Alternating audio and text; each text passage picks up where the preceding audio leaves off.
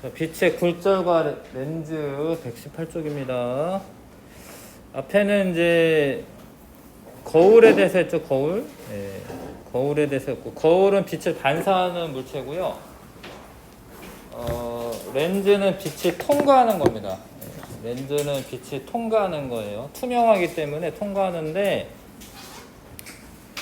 일단 빛의 성질 중에 이제 기본적으로는 직진을 하는 겁니다. 기본적으로는 직진을 하는데, 이게 공기 중에서 지금 보시면 공기 중에서 물로 들어오고 있어. 공기 중에서 물로 들어오고 있습니다. 빛이. 근데 원래대로는 직진해야 되잖아요. 직진하면 이렇게 쭉 가야 될 것 같은데, 이 경계면에서 어떻게 됐어요? 이렇게 꺾였죠, 그쵸? 이런 걸 굴절이라고 합니다. 굴절. 그러니까 어떤 통과하는 곳을 매질이라고 하는데, 이 매질이 바뀌었을 때 빛이 굴절이 일어날 수가 있어요. 근데 굴절이 왜 일어나냐면, 자, 봐봐. 각 물질에서 빛이 진행하는 속력이 다르다. 이게 중요한데요. 각 물질에서 빛이 진행하는 속력이 다르다. 밑에 보면 진공 중에서 가장 빨라요. 진공 중에서 30만 킬로미터 1초에. 진공 중에서 가장 빠릅니다. 근데 빛의 속력이 진공 중에서 가장 빠르고, 공기를 지날 땐 좀 느려져요. 공기를 지날 때는 약간 느려집니다. 공기가 좀 빛의 진행을 방해를 하는 거고요. 그 다음에 물속을 지날 때는 더 느려집니다.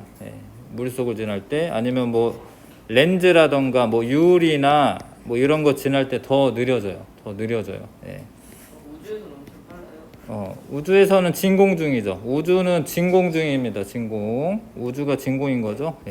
뭐 다이아몬드 뭐 이런 거는 더 느려요. 그러니까 여기로 갈수록 더 빠르다. 더 빠릅니다. 그 속력이 다르다라는 거죠. 여기로 갈수록 느리고. 근데 그런데 왜 굴절을 하냐면, 빛이 사실 그냥 쭉 가는 게 아니라 이렇게 진동하면서 와요. 이런 식으로 진동하면서 옵니다. 빛이.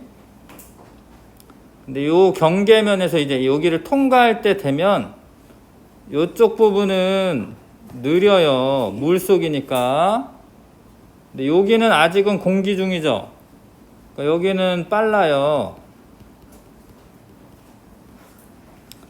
그래서 잘 생각해봐. 이렇게 오는데 이쪽은 느리고 이쪽은 빨라. 그러니까 여기 조금 가는데 여기 많이 가는 거예요. 이렇게.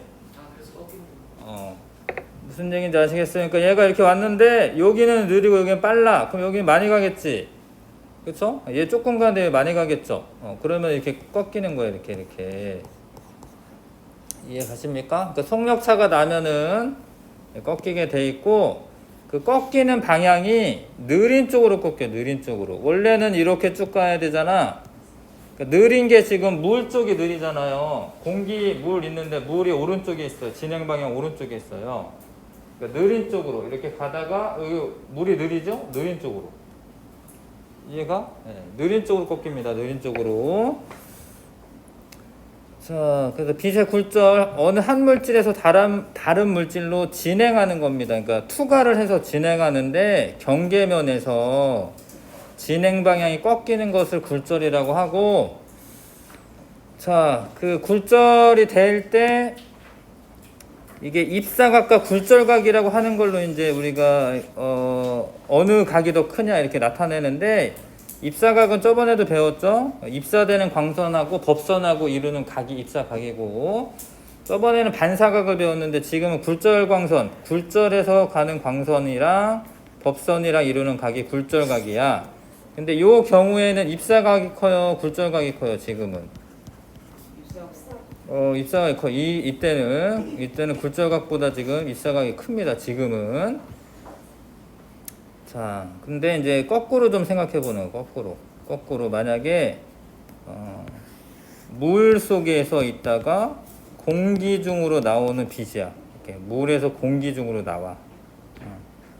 그러면은 물이 속력이 느려요, 빨라요? 빛의 속력이 느리죠? 느린 데서 빠른 데로 오는 거야, 지금은. 그럼 얘가 이렇게 오다가 여긴 빠르지? 여기 느리죠? 그러니까 느린 쪽이 지금 오른쪽에 있잖아. 그렇죠? 요렇게 휘는 거예요. 요렇게. 자, 요렇게 와서 요렇게 휘는 거예요. 이렇게. 예. 느린 쪽으로 휘거든요. 이해 갑니까? 그럼 지금 경우에는 입사각이랑 굴절각이랑 비교하면은 이 경우에는 굴절각이 커요. 왜냐하면 이제 진행 방향이 달라서 요 때는 굴절각이 큽니다. 이때는. 예. 그러니까 느린 데서 빠른 데로 지금 올 때는 굴절각이 더 큽니다. 예. 조금 어렵죠? 예. 근데 요 봐봐. 이게 뭐 하는 거냐면 요 안에 사실 요 안에 동전이 원래 있는 거야. 요 안에 동전이 지금 있어요. 있는데 안 보이죠? 자, 잘 봐요. 동전이 요 안에 있어. 근데 눈을 좀 이렇게 조금 아래쪽을 보고 있어요. 이렇게. 그래서 여기서 출발한 빛이 지금 눈으로 갈 수 있어요? 없어요? 없어요. 없어. 그쵸? 근데 여기 물을 부어. 물을 부으면 이렇게 간 빛이 꺾여서 우리 눈으로 올 수 있어요. 그러면 이 동전이 여기 있는 것처럼 보여요. 이해가? 우리 눈은 빛이 다 직진해서 온 줄 알잖아. 그러니까 원래는 여기로 못 오는데 요렇게 가던 애가 꺾여서 이리로 와. 그래서 얘가 보이는 거야. 지금 물 채워가지고 보이는 거예요. 동전 넣어서 보이는 게 아니야. 원래 있었어. 이해 가십니까? 자, 그러면은 이 바닥도 마찬가지로 이 바닥도 약간 떠 보여. 이렇게. 지금 요런데 이제 수영장이나 이런데 가면은 별로 안 깊은 것 같은데 들어가면 훅 들어가요. 내과나 뭐 이런데 가보면. 그러니까 요게 약간 떠 보이는 거야. 그 다리가 짧아 보이는 거죠. 굴절 때문에. 이해 가시죠? 자, 이거 요런 표면에서 꺾여 보입니다. 지금 이거는 이제 볼록 렌즈처럼 이제 역할을 했기 때문에 이 고양이가 되게 커 보이는 거야, 지금. 얼굴이 꽉 차 보이죠? 자, 그 다음에 아지랑이나 신기루 이런 거는 요 밑에 이렇게 보이는 거는 신기루라고 하는 거고요. 이게 흐물흐물하게 보이는 거 있지? 요런 건 아지랑이라고 하는 거야, 아지랑이. 여름철에 그 아스팔트가 되게 뜨거워져. 그러면은 같은 공기인데 뜨거운 데는 밀도가 낮고 좀 밀도가 높고 낮고 이런 차이가 생겨요. 그럼 빛이 진행하다가 이렇게 꺾여. 그래서 흐물흐물하게 보입니다. 자, 전부 다 굴절에 의한 현상이다. 아실 것 같지요? 예. 자, 근데 굴절을 이제 이용해가지고 오목렌즈, 볼록렌즈 이런 걸 만드는 거예요. 자, 일단 오목렌즈에 의해서 보이는 상은, 오목렌즈에서 보이는 상은 작고 바로 선상. 작고 바로 선상은 오목렌즈로 보는 거야. 오목렌즈로 보면은 멀리 있거나 가까이 있거나 다 작고 바로 선상으로 보여요. 작고 바로 선상은 오목렌즈. 근데 거울 생각해 보시면 어떤 거울이 항상 작고 바로 선상이 보였었지? 평면. 평면 거울이었어요? 볼록 거울이 항상 작고 바로 선상이 보였어. 볼록 거울이. 그러니까 렌즈랑 거울은 좀 이제 반대야. 오목 렌즈가 빛을 퍼뜨리고 볼록 거울이 빛을 퍼뜨리고 상도 이 둘은 작고 바로 선상이 보여요. 왜 그러는지는 작도를 해보면 아는데 일단 알아두시고 볼록 렌즈는 가까이 있으면은 크고 바로 선상이 보여. 이것도 이제 요거 비슷한 게 뭐냐면 오목 거울이 그랬어요. 오목 거울이 가까이 있으면 크고 바로 선상이 보였어. 가까이 있으면. 멀리 있으면은 이제 뒤집어져요. 근데 더 멀면 어떻게 되면 작고 거꾸로 보여. 작고 거꾸로. 자, 볼록 렌즈로 봤는데 작고 똑바로 보이나? 작고 똑바로? 작고 똑바로 안 보여요. 작고 똑바로는 언제 보여? 오목 렌즈로. 작고 똑바로는 오목 렌즈만 보입니다. 작고 똑바로 오목 렌즈만 보이는 거 아셔야 돼. 볼록 렌즈는 가까이 있으면 크고 똑바로, 뒤로 가다 보면은 이게 뒤집히고 아주 멀리 가면은 작고 거꾸로 보여. 작고 거꾸로. 작고 똑바로는 오목 렌즈만 보이는 거야. 거울도 마찬가지인데 작고 똑바로는 볼록 거울만 보여요. 나머지는 오목 거울 같은 경우에는 가깝게 있거나 멀리 있거나 이게 조금씩 달라지는데. 자, 다시 봐봐요. 오목 렌즈의 특징. 오목 렌즈는 빛을 퍼뜨리는데 요게 유리나 플라스틱이나 이런 거잖아. 뭐 그냥 유리라고 할게요. 그러면은 잘 봐라 이거. 얘가 빛이 나란하게 오는데 요렇게 여기에서 어떻게 되냐면 사실 접선이라는 걸 긋기는 해야 돼. 그 다음에 법선 그어야 돼. 그럼 입사각보다 굴절각이 작아져야 되거든요. 좀 어렵죠? 아무튼 입사각보다 굴절각이 작아지려면 요로 가야 돼. 요로. 요거보다 여기가 작아야 되니까. 그 다음에 여기서 유리에서 공기로 나올 때는 굴절각이 더 커야 돼. 어렵죠? 예. 원리는 있는데 원리가 있다라는 거 알려주는 거고, 그냥 지금 수준에서는 오목 렌즈는 빛을 어떻게 한다? 퍼뜨린다만 알고 있어도 되긴 해. 근데 퍼뜨리는데 나란하게 온 빛이 퍼뜨리는데 그냥 마구잡이로 퍼지는 건 아니에요. 이걸 연장선을 그어 보시면 한 점에서 퍼져요. 한 점. 예.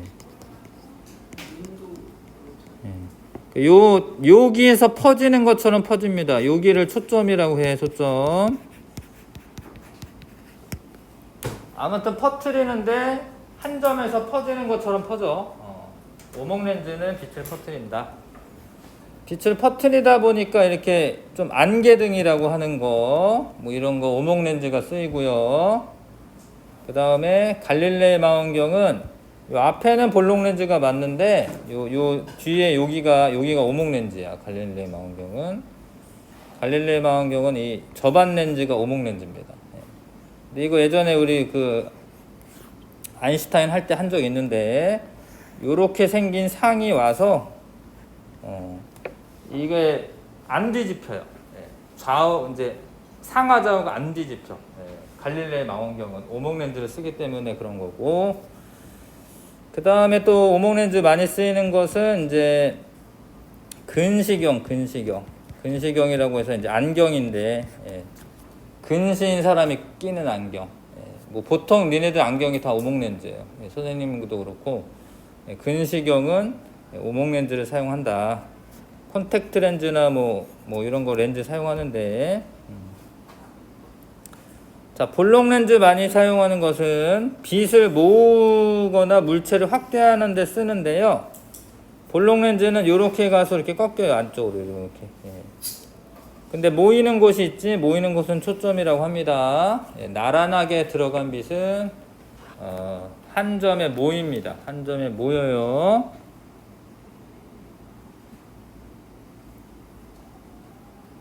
자,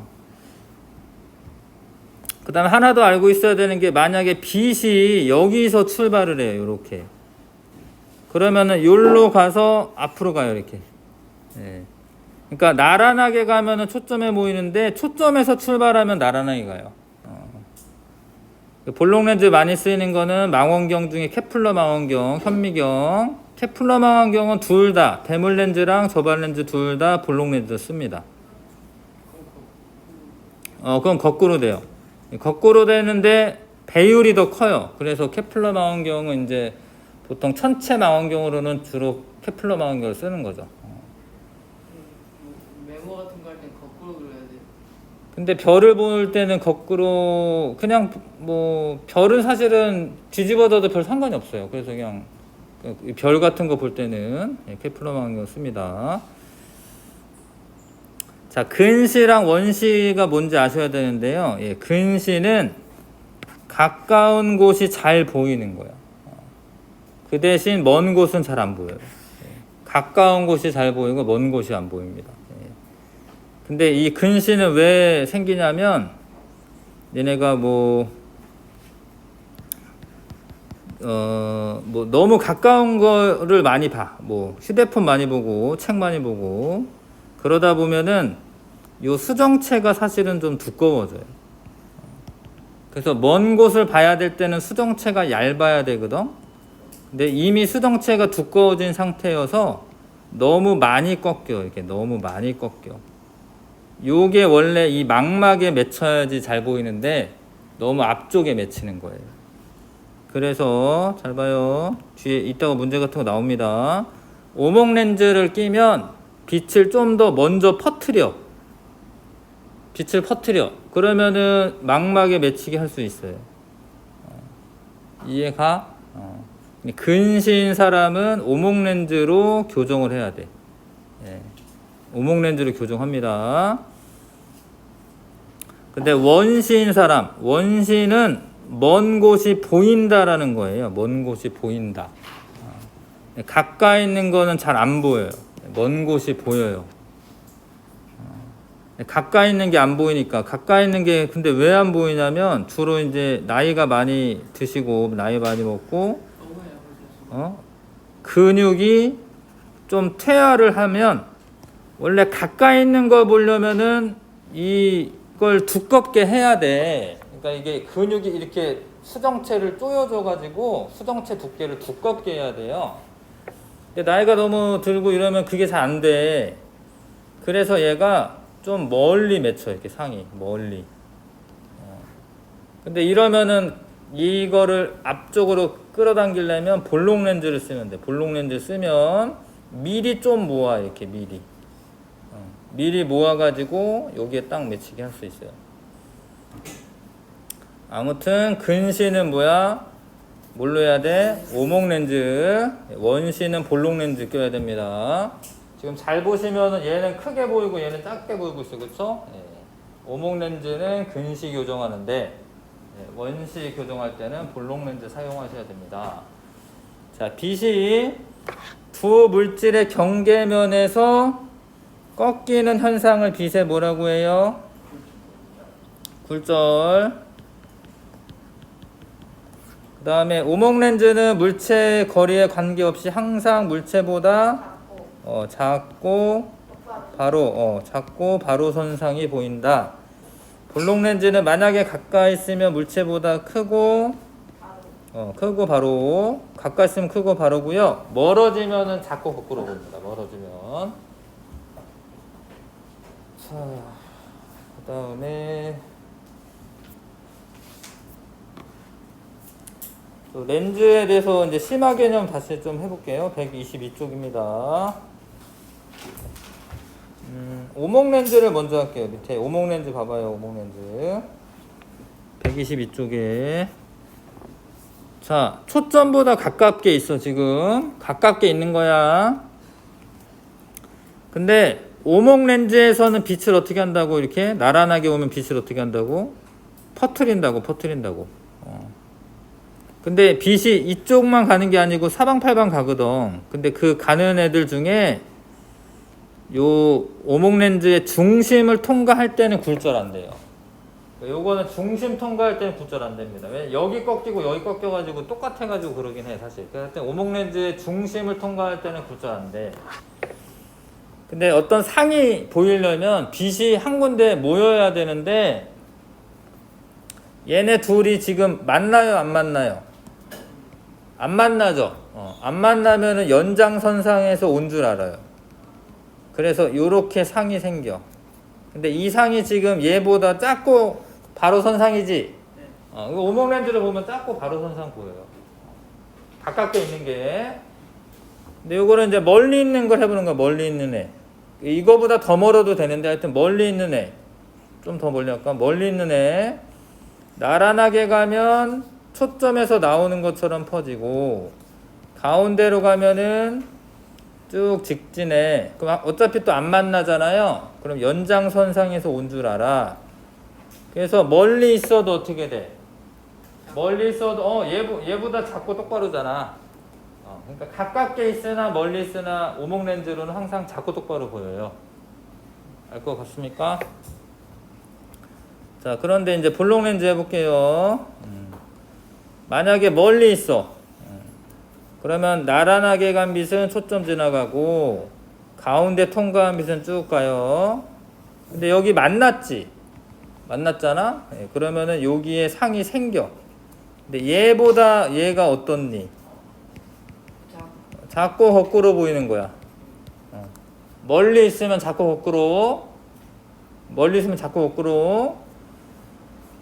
중간에도 있는데 중간에는 안 하고 그냥 가까이 있는 것만 해볼게. 가깝게 있어. 그러면은 얘가 초점을 향해 가고 가운데로 통과한 애는 그냥 가요. 근데 얘 둘이 만나 안 만나? 안 만나지. 안 만나면 연장선상에서 온 줄 알아요. 그래서 봐봐, 얘보다 크고 크고 바로 선상이 보이잖아. 진짜 그렇게 된다라는 거예요. 거짓말 아니고 그렇게 된다. 예. 자, 문제를 좀 풀어보겠습니다. 9번부터 일단은 14번, 15번인가요? 15번까지 9번부터 15번까지 풀어보시고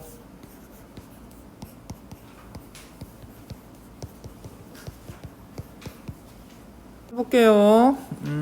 9번부터 자, 이렇게 꺾여 보이는 거는 굴절이죠, 굴절. 빛이 물속에서 공기 중으로 진행할 때 수면에서 굴절되기 때문이다. 이게 맞습니다. 그러니까 사실 이제 이 유리막대가 안쪽에 있는 거잖아. 그러니까 그거를 보는 거기 때문에 빛이 물속에서 공기 중으로 진행할 때 굴절되기 때문이다. 5번 맞고요. 자, 가는 이제 이렇게 작게 보이는 거는 오목렌즈 역할을 하고 있는 거고, 이렇게 크게 보이는 거는 볼록렌즈 역할을 하고 있는 거죠. 그래서 오목렌즈 역할과 비슷하다. 맞네. 나는 볼록 거울하고 비슷하다. 거울은 아닙니다. 거울은. 자, 과일에서 반사되어 나온 빛이 물이 든 꽃병에서 반사된다. 반사되는 게 아니라 지금 굴절되고 있는 겁니다. 지금 1번이 답이고요. 자, 렌즈에 대한 설명 옳지 않은 거. 굴절 현상 이용하고 볼록 렌즈는 가운데가 가장자리보다 두껍다. 맞고 나란하게 진행하던 빛이 오목 렌즈에서 반사되는 거 아니고 굴절돼서 넓게 퍼지는 거는 맞는데요. 그렇죠? 오목 렌즈로 가까이 있는 글자를 보면 실제보다 작게. 오목 렌즈는 항상 작게. 나란하게 진행하던 빛이 볼록 렌즈에서 굴절되어 렌즈 한 점에 모인다. 맞죠? 볼록 렌즈에서 굴절해서 한 점에 모이는 거 맞습니다. 자, 작고 똑바로는 항상 오목이야. 오목. 작고 똑바로 오목. 나머지는 볼록입니다. 근데 지금 멀리 있는 거 보는 거죠. 가가 볼록이니까 틀렸고, 근시 교정용 안경은 뭐 써야 돼? 오목 렌즈 써야 돼. 오목 렌즈. 가 렌즈로 가까이 있는 인형을 보면 인형보다 크고, 거꾸로가 아니야. 크고 똑바로예요. 자, 나 렌즈에 나란하게 진행하던 빛이 들어오면 굴절 후 한 점에 모인다. 오목은 한 점에 모으는 거 아니죠? 퍼뜨리는 거죠. 나 렌즈에는 인형의 위치와 관계없이 항상 인형보다 작고 바로 선상이 보인다. 맞죠? 5번 맞습니다. 자, 13번에 어떤 렌즈에 장난감을 놓았더니 오른쪽 그림과 같이 실제보다 크고 바로 선상이 보였다. 장난감을 렌즈로부터 점점 멀어지게 하면, 자, 없는 거. 작고 똑바로는 볼 수 없어요. 작고 똑바로 있나요? 요거네, 요거. 작고 똑바로는 누구만 보여? 오목 렌즈만 보여요. 오목 렌즈만. 작고 똑바로 오목 렌즈만 보입니다. 나머지는 다 이제 볼 수가 있어요. 자, 이거 봐봐. 이게 볼록 렌즈야. 나란하게 가면 모이는데 한 점에서 쏘면은 나란하게 가요. 그거 좀 아셔야 되는데. 그러니까 나란하게 가면은 모여. 이렇게 나란하게 가면. 근데 여기서 출발하면 이렇게 나란하게 가요. 이렇게. 그래서 자동차 헤드라이트 중에 이런 거 있어요. 자동차 헤드라이트 중에 소임차도 그런 거 같던데 볼록 렌즈 써요. 볼록 렌즈. 어떤 거는 오목 거울 쓰기도 해요. 오목 거울. 오목 거울 쓰는데 어떤 거는 볼록 렌즈 쓰기도 해요. 집에 가서 아빠 차 한번 봐봐. 그 앞에 그 오목 거울 쓰는 것도 있고요. 볼록 렌즈 쓰는 것도 있어요. 자, 아무튼 얘는 볼록 렌즈고 B는 거울 같니 렌즈 같니? B는 거울이죠. 반사하니까 그렇죠. 이렇게 퍼트리는 거울은 볼록 거울이에요. 오목 거울은 모아주기 때문에 볼록 렌즈, 볼록 거울 4번 됐지요? B를 이용한 예인 것은 볼록 거울, 보안 거울이 볼록 거울을 사용합니다. 보안 거울이라고 하는 거는 뭐 편의점 같은 데 가면 이제 이렇게 붙여져 있는 거 있어요. 뭐 누가 뭐 몰래 뭐 먹지 않나. 보안 거울. 자, 3, 4번 해보겠습니다. 3, 4번. 실력 강화 문제 3, 4번. 갔다 오세요.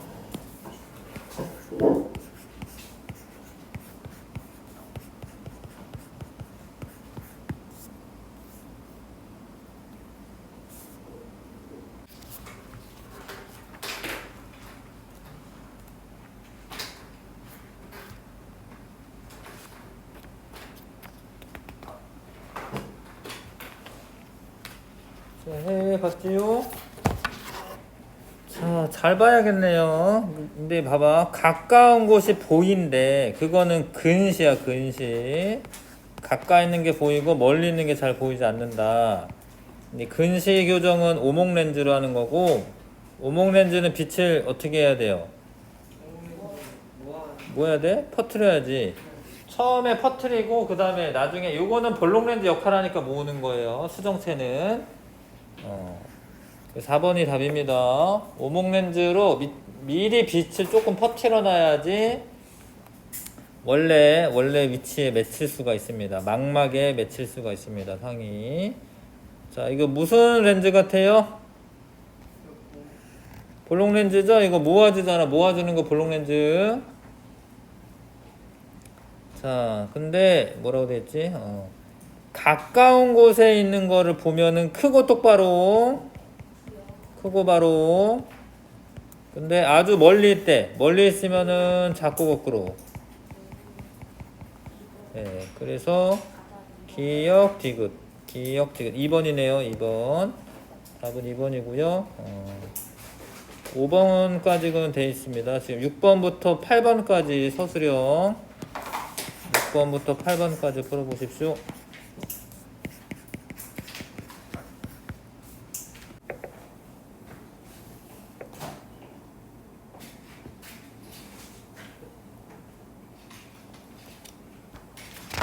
해보죠. 지금 크고 똑바로 보이고 있는 거지. 그럼 볼록 렌즈죠. 그쵸? 볼록 렌즈. 볼록 렌즈. 자, 좀 더 멀어지면은 어떻게 되냐?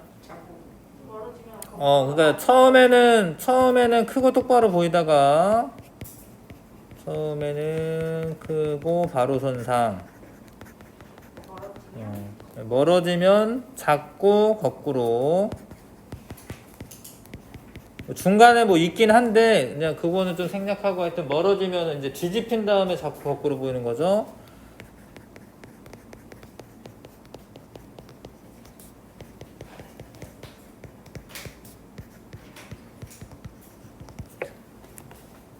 볼록 렌즈로 가까이서 보면은, 그러니까 볼록 렌즈 가까이서 보면 크고 똑바로 보이다가 이렇게 먼 곳을 보면은 자꾸 뒤집히는 거야. 근데 이거 볼록 렌즈를 볼 때, 이거를 볼 때 있잖아. 이게 눈에 대고 보면 안 돼요. 그러니까 이 팔을 좀 멀리 하고 이렇게 봐야지. 팔을 좀 멀리 하고. 선생님 좀 거꾸로 보이죠, 그쵸, 니네? 팔을 멀리 하고 해야지. 이렇게 하면은 다 뿌옇게 보여요. 이렇게 하면 그냥. 팔을 멀리 해야지 됩니다. 팔을 좀 내밀고 봐야지 자꾸 거꾸로 선상이 보여. 자, 그 다음에 가가 오목 렌즈인지 잘 보시면 보이죠, 그쵸? 오목 렌즈고 이거 볼록 렌즈입니다.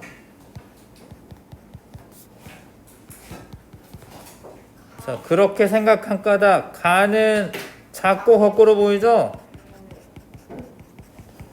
예, 볼록 렌즈로 봤을 때 크고 똑바로 보이죠?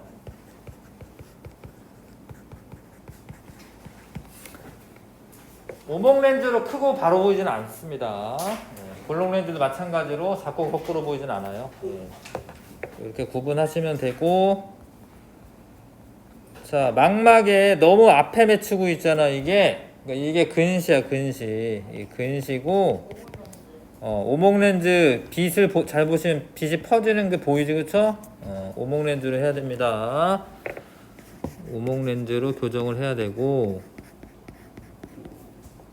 자, 가까운 곳에 있는 물체 볼 때와 먼 곳에 있는 물체의 차이점을 설명하시라고 돼 있는데, 근시지, 그쵸, 맞아요. 가까운 곳은 잘 보이고, 먼 곳의 물체는 잘 보이지 않는다.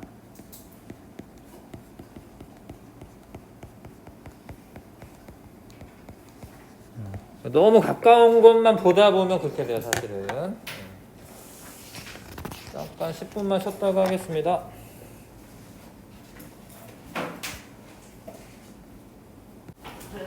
이제 파동과 소리입니다.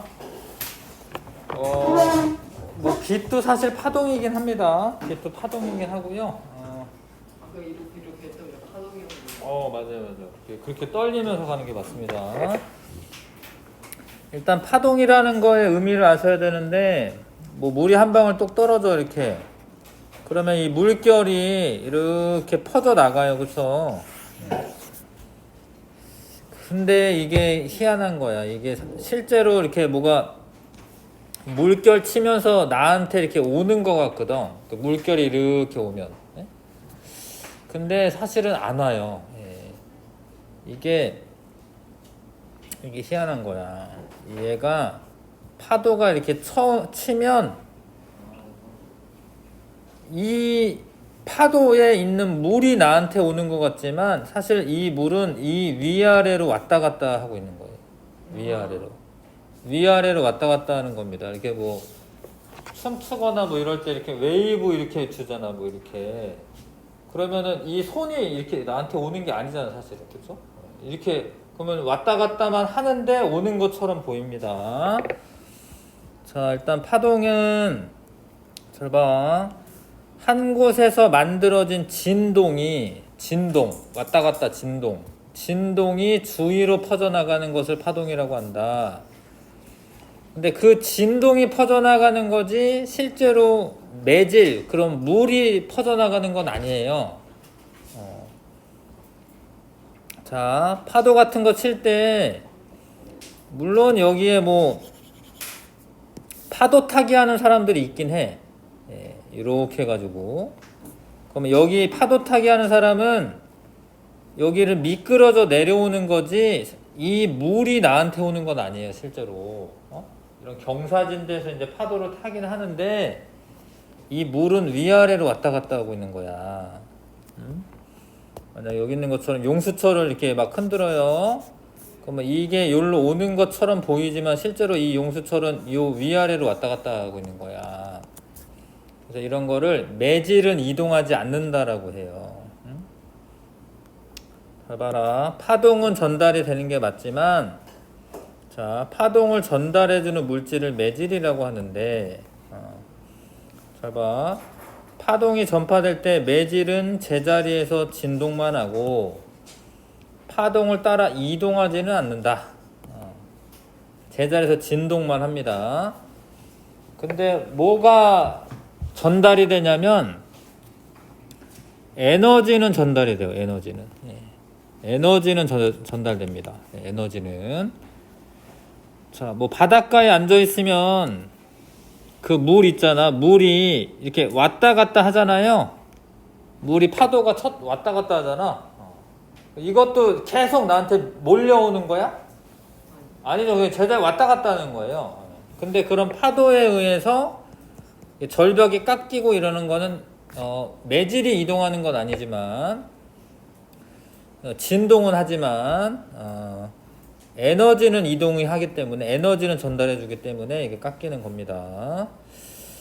자, 그래서 어떤 진동, 예, 반복적으로 흔들리는 거 그런 것들이 퍼져 나가는데 그런 걸 파동이라고 하고, 자, 파동의 종류는 두 가지가 있어요. 횡파와 종파. 횡파라고 하는 거는 진동이 그 진행하는 방향에 수직으로 떨리는 거예요. 요러면 횡파라고요, 횡파. 용수철을 길게 잡고 이렇게 위아래로 흔들어, 옆으로.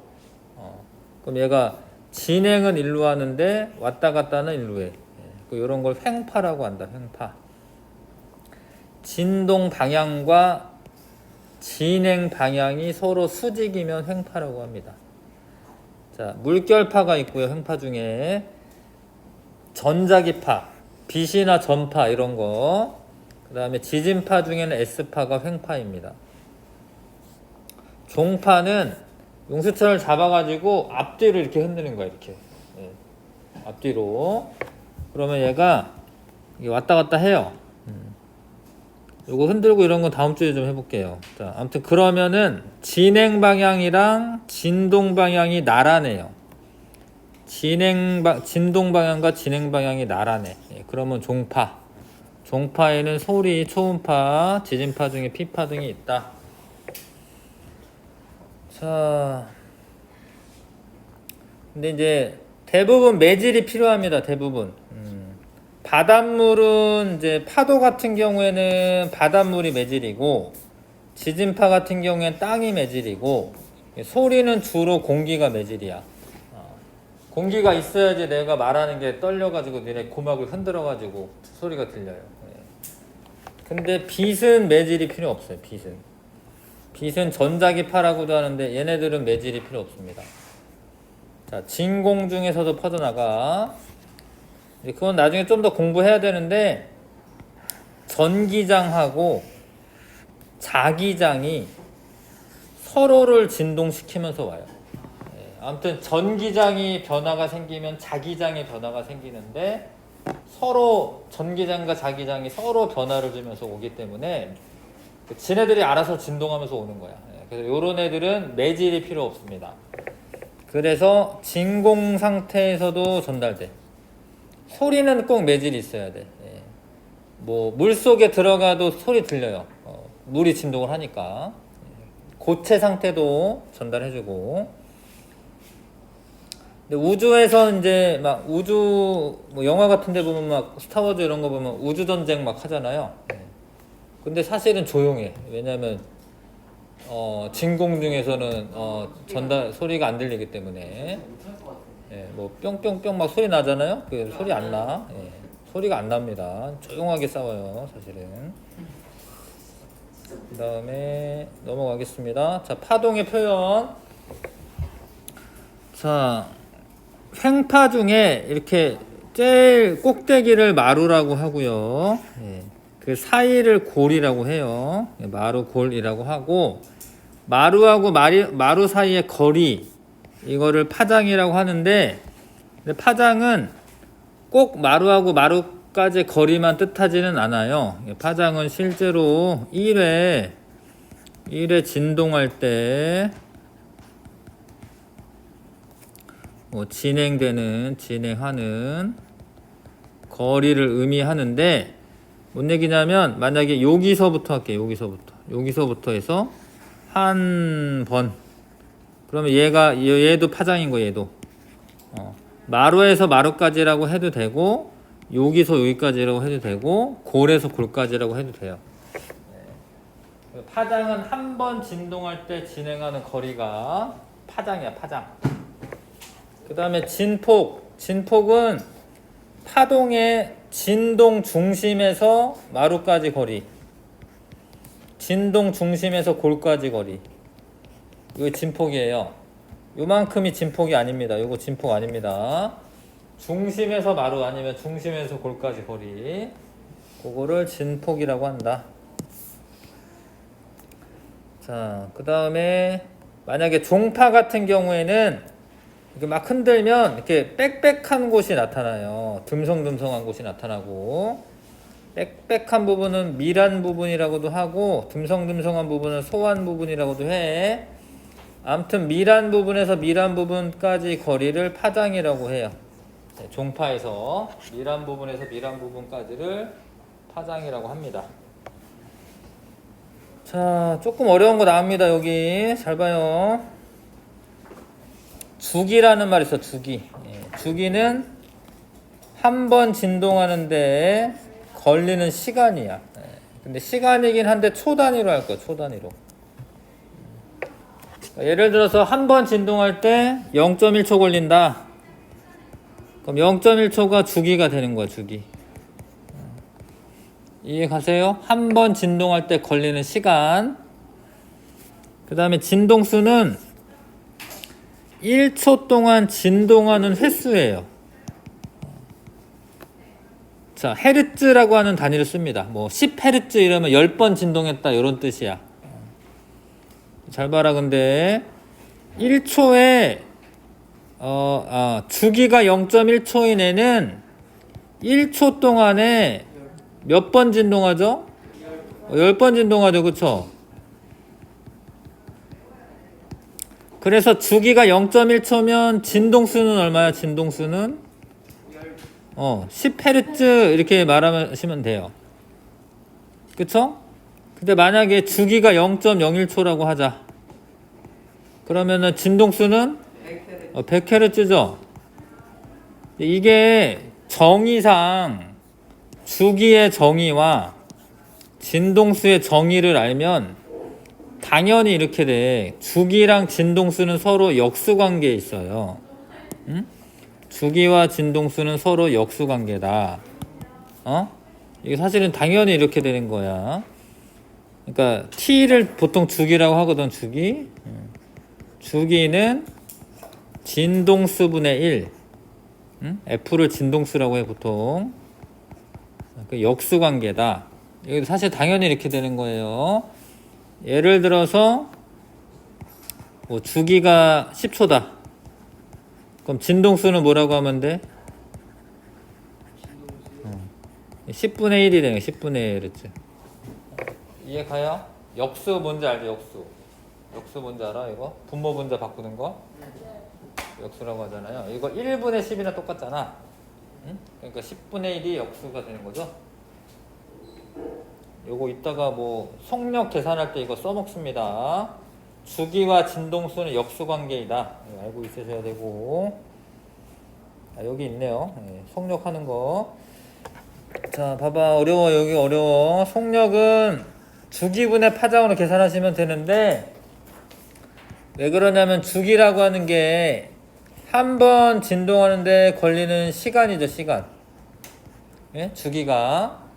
근데 파장은 한 번 진행하는데 이동하는 거리죠. 거리.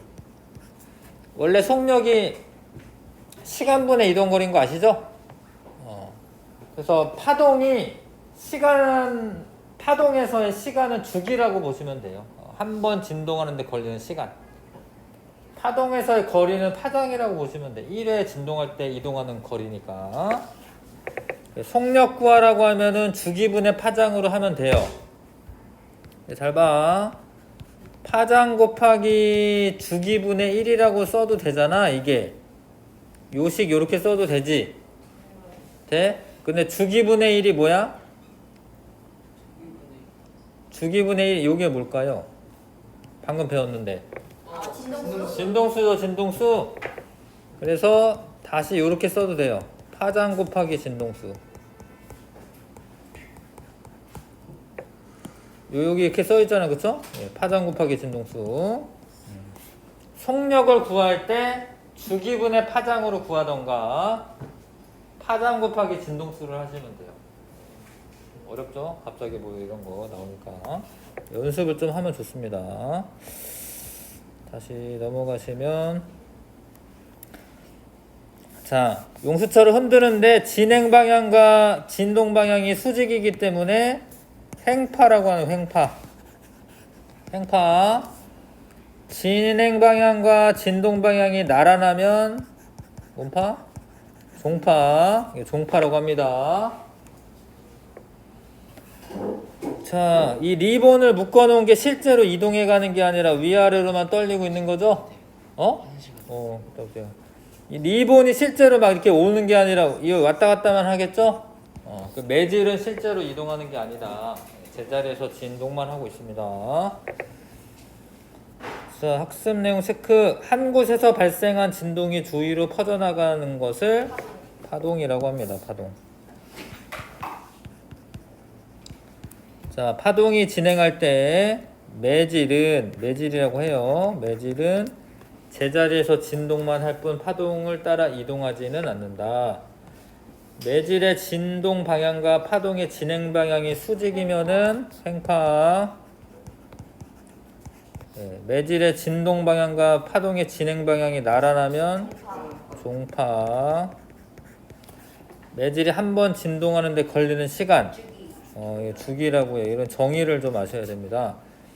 한 점에서 1초 동안 진동하는 횟수, 진동수라고 해요. 진동수 하실 수 있죠? 네, 넘어갑시다. 소리. 자, 소리가 들리려면 어떤 진동이 발생해야지 소리가 들리는 거예요. 어떤 떨림이 있어야지 소리가 들리는 거야. 아무것도 안 떨리는데 소리가 들리지 않습니다. 그래서 이 꽹과리 같은 걸로 깽 쳤나봐 이렇게. 그러면은 공기가 진동을 해요 이렇게. 근데 소리는 퍼져나갈 때 종파 형태로 퍼져나. 종파 형태로. 그래서 얘가 이렇게 와가지고 니네 고막을 이렇게 흔들어. 흔들면 여기에 귓속뼈라고 하는 게 있습니다. 귓속뼈. 귓속뼈가 증폭을 해서 요 안에 청각신경이 있는데 요 액체가 액체가 들어있거든요. 그 액체를 흔들어. 그러면 청각신경에 있는 그 청각세포가 이거를 달팽이관이라고 하고 달팽이관에 있는 청각세포가 흔들려요. 그러면 그게 청각신경을 따라서 뇌까지 전달되면 우리가 소리를 듣는 거야. 자, 근데 내가 뭐라고 말한다라고 해서 나한테서 출발한 공기가 니네 귀까지 가는 건 아니에요. 공기가 여기 있는데 이렇게 말하면 얘가 이렇게 그 니네 귀를 이렇게 고막을 떨게 하는 거죠. 자, 근데 소리는 공기뿐만 아니라 액체나 고체 상태에서도 잘 전달돼. 실제로는 기체보다 한 10배는 더 빨리 전달돼요. 고체가 좀 더 빽빽해가지고 더 잘 들립니다. 액체에서 물속에 들어가 있어 소리 들려요. 소리 들려. 내가 말을 못하는 것 뿐이지 소리 들립니다. 자, 우주 공간에서는 매질이 없으면 소리는 전달되지 않습니다. 자, 소리의 3요소를 크기, 높낮이, 음색 이렇게 세 가지를 얘기합니다. 소리의 크기, 높낮이, 음색. 소리 3요소는 크기, 높낮이, 음색. 선생님 말할 때 뭐 일부러 크게 말하잖아요. 크게 말하는 거는 진폭하고 관계가 있습니다. 소리의 진폭. 진폭이 크면 큰 소리야. 이 큰 소리는 진폭이 커요. 진폭. 요거랑 요 소리의 차이점은 진폭만 차이가 있어요. 이게 떨리는 게 요 시간당이 떨리는 게 한 번, 두 번 정도. 얘도 한 번, 두 번 조금. 그러니까 얘 둘은 사실 진동수는 똑같은 거야. 진동수는. 근데 소리 크기가 다르다. 진폭이 다르면 크기가 달라. 자, 그래서 뭔가 이렇게 살살 두들릴 때는 작은 소리고 세게 두들릴 때는 진폭이 커지면서 큰 소리가 되는 거야. 그 다음에 소리 높낮이는 진동수랑 관계가 있습니다. 이게 큰 소리, 작은 소리랑 높은 소리, 낮은 소리랑 이거 다른 거예요. 그쵸? 뭐 음악학원 뭐 좀 그래도 막 피아노 다니고 그러잖아. 높은 소리는 진동수가 큰 거야. 진동수가. 그래서 얘가 한 번, 두 번, 세 번, 네 번, 다섯, 여섯 이렇게 떨렸어. 진동수가. 근데 얘는 한 번, 두 번 뭐 이렇게 떨렸어. 그러면은 얘는 높은 소리야, 고음. 응? 얘는 높은 소리고 고음이죠, 고음. 응? 이건 낮은 소리고 이거는 저음입니다, 저음. 근데 얘네 둘의 지금 진폭은 어떠니? 진폭은 진폭 같아요. 그러니까 요거는 크기는 똑같은 거야. 크기는 똑같은데 진동수가 크기 때문에 제가 더 높은 소리죠. 높은 소리.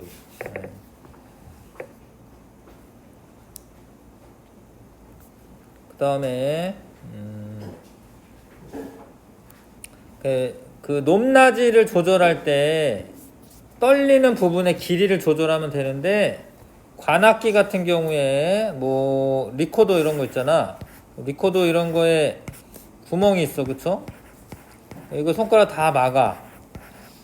이렇게 불면은 낮은 도 나오잖아요. 근데 이렇게 손가락으로 막으면 떨리는 부분 있죠. 공기 기둥이 많아지는 거야. 그러면 저음이 돼. 근데 이걸 하나씩 이렇게 열면은 공기 기둥이 짧아지면은 고음이 되는 거야. 고음이. 관악기 같은 경우에는 진동하는 관의 길이, 그러니까 공기 기둥에 크면은, 공기 기둥이 많으면은 낮은 소리고요. 공기 기둥이 짧으면 높은 소리.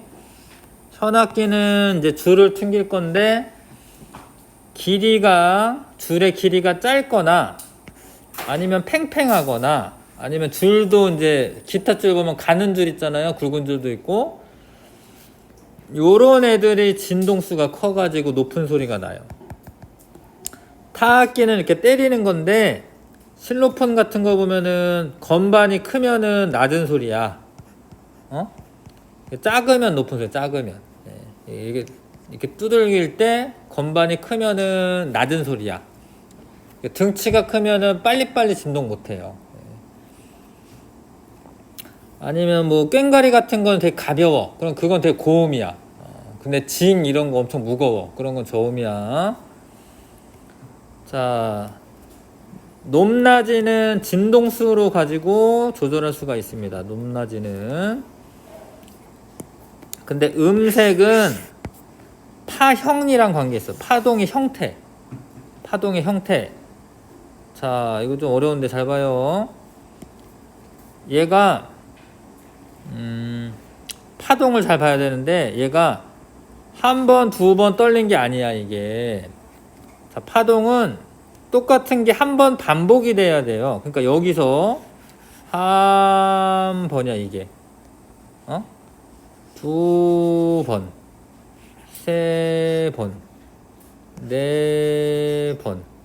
그러니까 여기 한 네 번 정도 떨린 거야, 네 번 정도. 근데 얘는 여기서부터네. 한 번, 두 번, 세 번, 네 번. 얘도 한 네 번 정도 떨린 거야.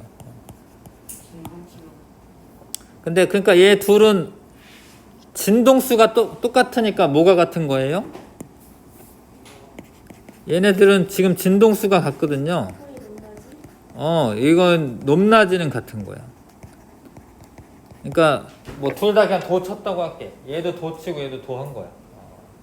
근데 우리는 피아노 소리랑 오보에 소리랑 이렇게 구분하잖아요, 그쵸? 그거는 뭐가 달라서 그런 거냐면 파형이 달라서 음색이 다르기 때문에 그런 거예요. 사람들마다 목소리 다르죠? 그런 거 파형이 달라서 음색이 다른 거예요, 음색이. 자, 강철자로 이제 이게 튕길 건데, 이게 길면 무겁고 진동수는 작아져요. 그럼 이러면 저음이야. 자가 짧으면 빨리빨리 떨려. 진동수는 커지고 고음이 되는 거죠. 알 것 같습니까? 자, 학습령 체크. 물체의 떨림으로 발생한 진동이 주로 공기 진동을 통해 귀에 전달되는 파동을 소리라고 합니다. 소리. 뭐 음파라고 해도 되고. 자, 공기 중에 소리는 매질인 공기의 진동 방향과 파동의 진행 방향이 서로 나란한 그런 걸 종파라고 합니다. 종파. 진폭이 클수록 큰 소리야, 큰 소리. 진폭은 세기랑 관계가 있기 때문에 진폭이 작으면 작은, 낮은 말고 작은 써야 돼. 예, 작은 소리고요. 진동수가 크면 그러면 높은 소리 써요. 높은 소리. 진동수가 작으면 예, 낮은 소리. 작은 소리 쓰지 마세요. 이게 세기랑 높낮이랑 구분을 해주셔야 됩니다. 아직 옆에 초음파 좀 잠깐 볼게. 자, 초음파는 사람이 들을 수 있는 이 진동수가 20Hz에서 2마헤르츠 사이는 들을 수가 있어요. 20Hz 이하만 미만도 못 들어요. 안 들려요. 예를 들어서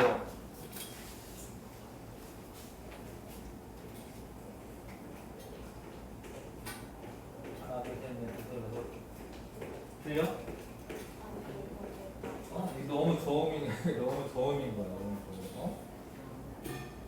들리죠?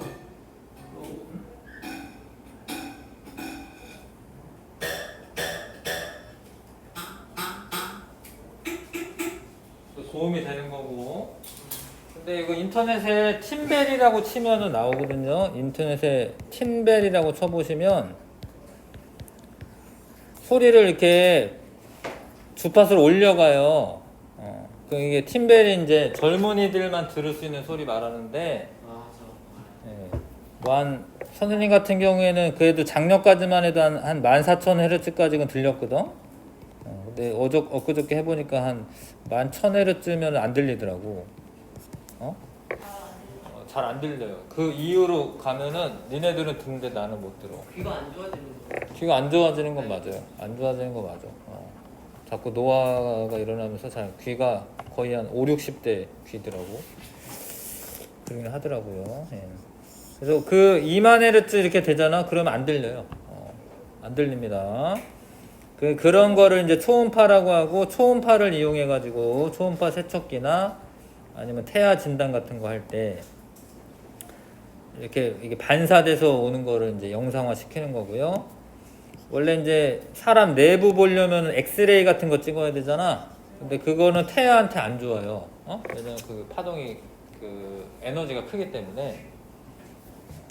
아무튼 태아 진단할 때 초음파 이런 거 쓰고, 자동차 후진하거나 이럴 때도 초음파를 이용해 가지고 거리 측정하는 겁니다. 후진할 때 보면은 뭐 이렇게 너무 가까워지면 띠띠띠띠 그러잖아요. 그거 초음파로 측정하는 겁니다. 넘어가겠습니다. 자, 소리의 진폭, 진동수 파형 탐구하기. 자, 잘 보십시오. 자, 요거는 한 번, 두 번, 한 번, 두 번. 이거 진동수 같은 거예요. 그런데 뭐가 달라, 얘가? 크기가 다른 거야. 진폭이 달라서 크기가 다른 거야. 알겠죠? 얘가 큰 소리고 얘가 작은 소리가 되는 거죠? 자, 이거는 크기는 똑같은 거야. 근데 얘는 많이 떨렸어요. 얘가 고음이 되는 고음. 응? 높은 소리. 낮은 소리가 되는 거고. 근데 얘네들은 지금 파동의 형태가 다르잖아요. 그 파형이 다른 거야. 파형이. 파형이 다르면은 다른 음색을 가지고 있습니다. 자, 얘네도 지금 얘는 파형도 다르고 얘가 좀 더 저음이네. 얘 한 3번 떨렸는데 얘 4번 떨렸어요. 얘가 저음이야, 저음. 근데 파형이 다른 거지, 지금. 두 친구 목소리가 다른 거죠, 지금. 라고 하는데 이 친구가 좀 더 저음이네요. 지금 보면. 자, 탐구하기 문제를 한번 풀어보세요. 1번부터 5번까지.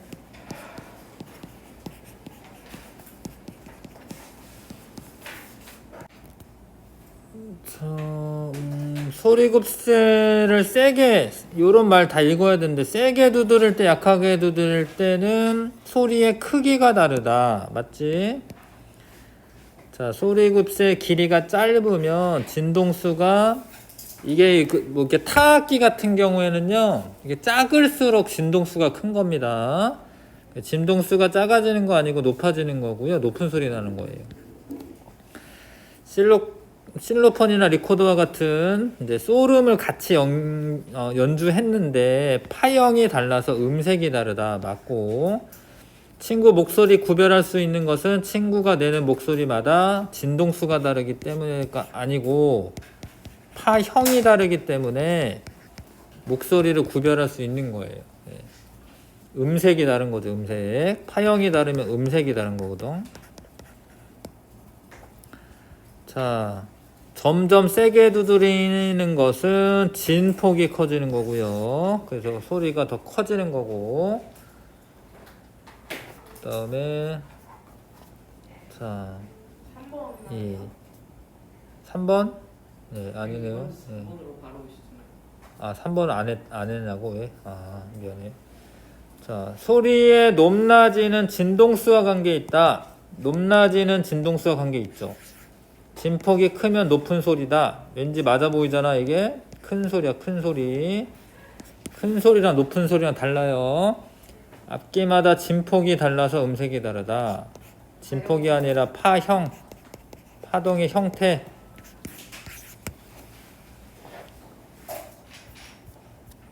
자, 같은 오보에로 더 낮은 음을 연주했대요.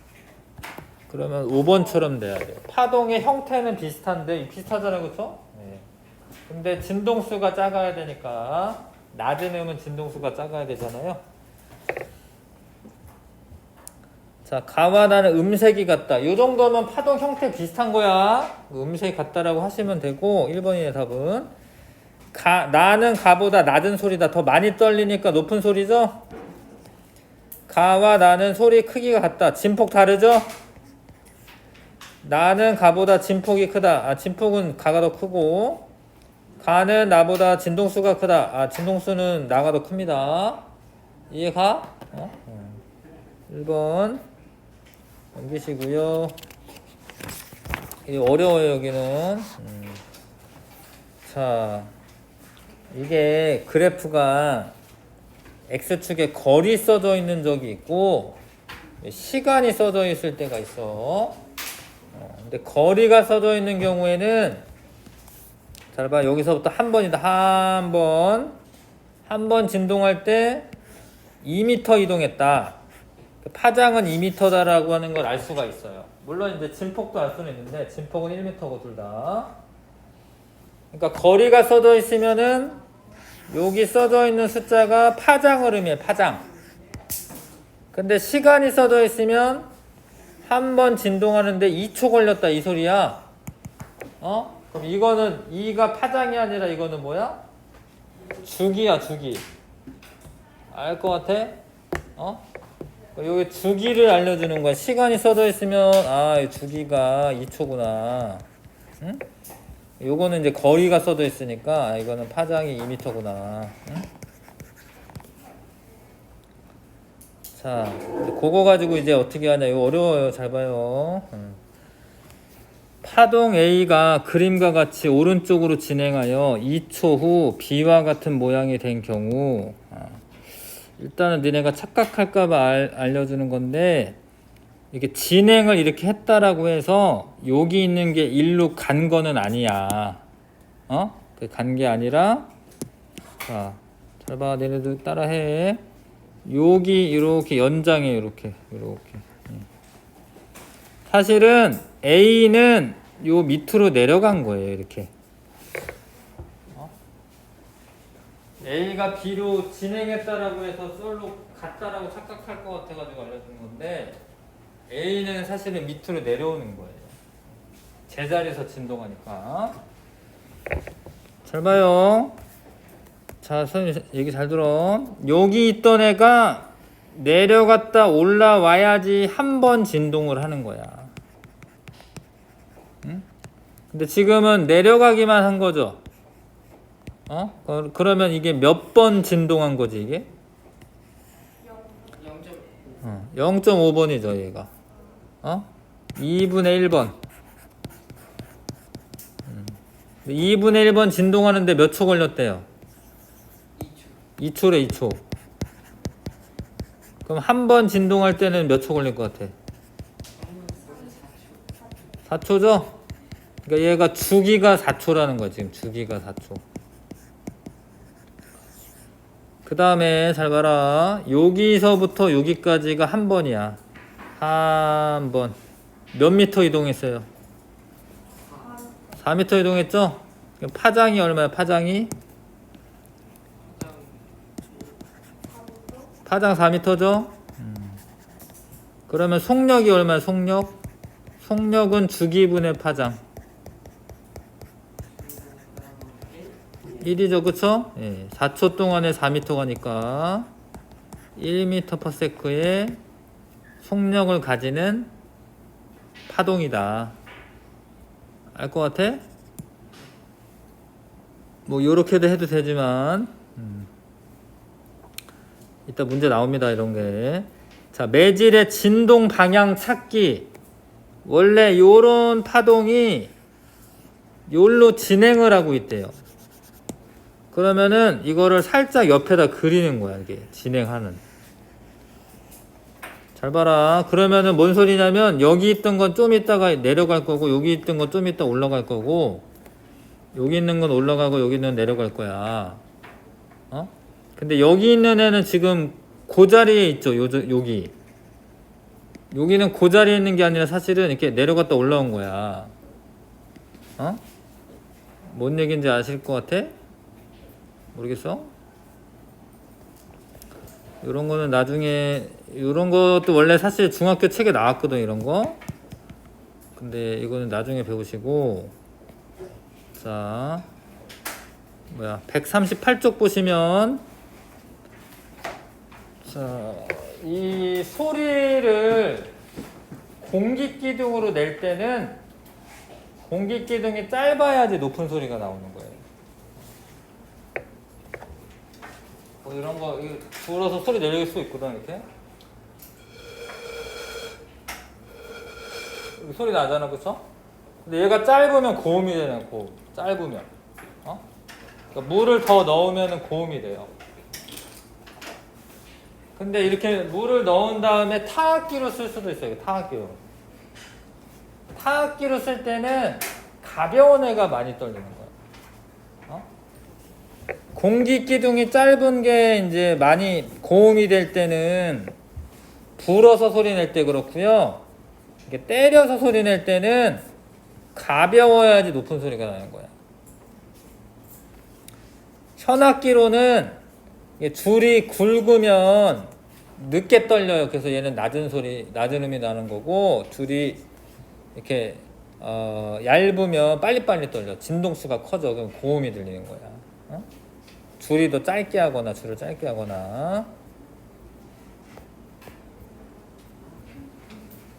자, 그래서 1번부터 이게 문제가 많더라고요. 1번부터 20번까지 있어요. 네. 그 시작하는 문제도 다 풀어야 되죠? 시간이 안 되더라고요. 1번부터 20번까지만 일단 풀 거예요, 오늘은.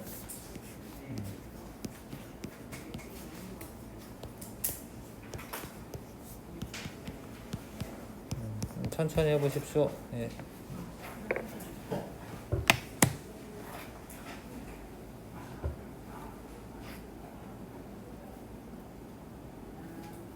기능 문제가 쉬운 거예요? 아니면 시작하는 문제가 쉬운 거예요? 자, 이거 해보겠습니다. 10분 정도밖에 안 남아가지고. 자, 이렇게 파원에 대한 얘기는 선생님이 안 한 것 같아요. 파원. 이게 뭔가 파동이 일어나는 지점을 파원이라고 해. 파동의 원이 하여튼 파원이라고 합니다. 이거는. 그래서 물의 진동이 퍼져나가 물결파 만들어지는 거 맞고요. 물결파 전달하는 거 공기 아니고 물이죠. 3번. 자, 튜브는 위아래로 진동하는 거죠. 위아래로. 한번. 자, 이렇게 뭐 이렇게 무너진다 이런 거는 에너지는 전달한다라는 거예요. 그 지진판의 매질은 땅이 맞고요. 에너지 전달하는 거 맞고요.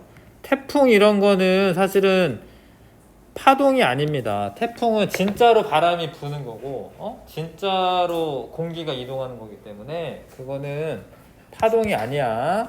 3번. 그러니까 요런 거 알아볼 때 있잖아요. 그러니까 진행 방향 쪽으로 조금 옆에다가 그림을 그려보셔야 돼요. 이렇게. 그러면 얘는 내려올 거고 얘는 올라올 거다, 올라갈 거다 이렇게 알 수가 있죠. 물론 이거는 사실 여기는 골이고 마루니까 당연히 이제 올라가고 내려갈 텐데 조금만 옆에다가 그려보시면 쉽게 알 수가 있습니다. 2번이 답이고요. 그 다음에 종파 아닙니다. 횡파. 진행 방향과 수직으로 진동하니까 공기 중에 소리는 종파. 진동 방향과 진행 방향이 서로 수직이다. 이게 맞죠? 예, 횡파. 그 다음에 종파에서 이 빽빽하고 빽빽한 곳 사이를 파장이라고 하는 겁니다. 파장. 진폭 아닙니다. 횡파 아니고 종파고, 빛이나 전파 횡파고, 자, 매질이 모두 빽빽하게 되는 건 아닙니다. 예, 진행 방향과 진동 방향이 서로 나란하다. 예, 나란한 거는 종파. 자, 요런 게 어려운 건데 1초에 4회를 흔들었대. 그러면 진동수가 얼마예요? 4Hz 이렇게 돼요. 4Hz. 1초에 4번이니까 그러면 주기는 얼마야? 주기? 4분의 1초가 되는 거고요. 역수관계에 있기 때문에 4분의 1초가 되는 거죠. 그 다음에 파장은 얼마냐면 한 번 진동할 때 이동하는 거리니까 여기서부터 하시면 돼요. 한 번 2m. 물론 마루에서 마루까지 해도 됩니다. 근데 2.5에서 0.5 빼야 돼요. 똑같이 2m.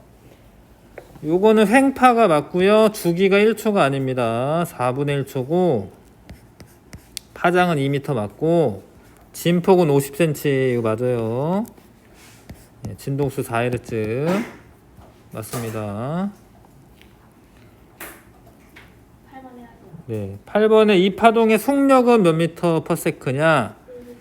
이거를 주기분의 파장으로 해도 되고, 네, 그렇죠. 파장 곱하기 진동수 해도 됩니다.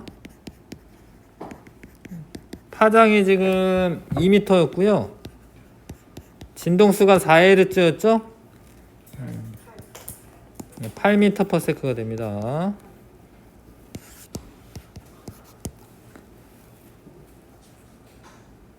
자, 그 다음에 9번. 요거는 잘 봐. 여기 옆에 시간이라 써있지. 그러니까 얘가 한 번, 이게 한 번인데 4초 걸린 거야. 주기가 4초. 진동수는 역수라고 했죠. 4분의 1초. 4분의 1초가 아니라 4분의 1 헤르츠. 0.2 맞죠? 이해 가요? 요게 시간이거든, 시간. 그러니까 주기가 요게 한 번이 아니에요. 요게 한 번 반복이 돼야 되니까 여기 한 번이야. 여기 한 번. 4초. 주기 4초. 주기는 4분의 1 헤르츠니까 0.25가 맞습니다. 자, 1초 동안 2m 이동했다라고 되어 있는데 요것도 잘 봐요. 여기 밑에다가 이렇게 그려보시면 여기 있던 애가 여기로 가는데 1초 걸렸어. 그러면 이게 왕복을 하려면, 그러니까 한 번 진동하려면 몇 초 걸리는 거야? 2초 걸리는 거예요. 주기 2초야. 그럼 진동수는 얼마예요? 역수니까 2분의 1 헤르츠죠? 그쵸? 그쵸? 이해 가실까? 그 다음 소리에 대한 설명 옳은 거. 공기 중에서 물체가 진동하면 주변의 공기가 진동하면서 소리가 전달되는 거 맞고, 진공에서 소리 전달되지 않는다 맞고. 1, 2번이네요. 예, 물속에서 소리 들리는 거고요. 예, 진동수가 다르면 음색이 다른 게 아니라 높낮이가 다른 거고, 물체가 빠르게 진동하면 진폭이 커서 낮은 소리가 난다. 빠르게 진동하면 진동수가 크기 때문에 높은 소리가 들려야 되죠. 자, 이게 진행 방향은 C 쪽으로 가는 거고요. 진동 방향은 AC로 지금 진동하는 겁니다. 종파기 때문에. 종파니까. 자, 요거는 잘 봐라. 높낮이가 같으려면 진동수가 같아야 돼. 이거를 한 번, 두 번, 세 번, 네 번, 다섯, 여섯 번 진동한다고 생각하시면 안 돼. 그러니까 한 번, 두 번, 세 번. 이해 가요? 한 번, 두 번, 세 번. 예, 1번. 진동수 같은 거 1번입니다. 이게 파동의 형태를 좀 구분할 줄 알아야 되는데 이게 한 번, 두 번, 세 번 진동한 거야. 그럼 세 번 진동하는 이제 1번이죠. 14번에 가와 나는 다는 음색이 같다. 가와 음색 같은 거 라다라. 딴 거네 미안해. 나와 다는 음색이 같다. 음색 안 같죠? 파형 다르죠? 나와 다는 소리의 높낮이가 같다. 한 번, 두 번, 세 번, 네 번 정도 떨렸어 이거. 한 번, 두 번, 세 번, 네 번. 맞네. 예. 높낮이는 진동수로 할 건데. 자, 라 진폭은 가 진폭의 6배이다. 6배는 아니네요. 3배네, 3배. 잘 보시면 3배죠? 예, 여기 진폭 요만큼인데 얘는 요만큼이니까 3배. 가장 큰 소리는 지금 진폭이 큰 라고요. 가장 작은 소리는 진폭이 제일 작은 가네. 가장 높은 소리는 지금 보면은 가네요, 가. 가장 낮은 소리는 지금 한 번, 두 번, 세 번. 라. 요거는 맞네. 가장 높은 소리 얘죠? 진동수 제일 크네. 자, 피아노와 오보에로 같은 크기, 같은 높이의 도를 쳤는데 파동의 형태가 다르니까 소리가 다른 거예요. 1번이고요. 그쵸? 피아노와 오보에의 파형이 달라서 파동의 형태가 달라서 다른 소리로 들립니다. 자, 넘어가서 진폭과 진동수. 큰 소리는 진폭이 크네. 나고 나. 높은 소리는 진동수 크네. 가고요. 니은 맞고요. 나와 다는 소리 크기가 같다. 진폭이 다르죠? 예. 진동수는 같으면 음이 그 높낮이가 같은 거야. 높낮이. 자, 이거는 얘가 가장 낮은 음이야. 낮은 음. 그리고 진동수는 지금 가장 높은 애가 얘가 높은 음이고요. B, A, C 순으로 높은 음인데 높은 음이 요게 진동수가 큰 거죠. 진동수가. 근데 문제를 읽으시면 같은 세기로 연주한대. 그러니까 진폭은 어때야 돼요? 예, 같아야 되는 거죠. 왜냐면 세기가 같으니까 진폭 같아야 되죠. 이해 가실까? 8번에 한 번은 낮은 도고 높은 도 낮은 도 다르지. 왜 다르냐면 높낮이가 다른 거고 옳은 거 고르라고 돼 있네요. 근데 같은 세기를 쳤네. 그러면은 크기 같고 둘 다 피아노죠? 음색 같은 거예요. 4번 낮은 도와 높은 도 차이는 이제 진동수가 다른 거죠. 높낮이가 다른 거죠. 자로 실험하는데 얘가 짧게 잡으면 고음이 되는 거고 좀 길게 잡으면 저음이 될 거야. 그래서 같은 거라고 돼 있는데 뭐라고 돼 있지? 같은 세기면 크기는 같고요. 높낮이 다르고요. 음색은 둘 다 자니까 자의 음색은 같은 겁니다. 4번. 마지막 20번. 자, 두들길 때는 높은 소리가 나려면 가벼운 애. 불 때는 공기 기둥이 짧은 애. 높은 소리가 나려면. AF. 자, 수고 많았습니다. 다음 주에 더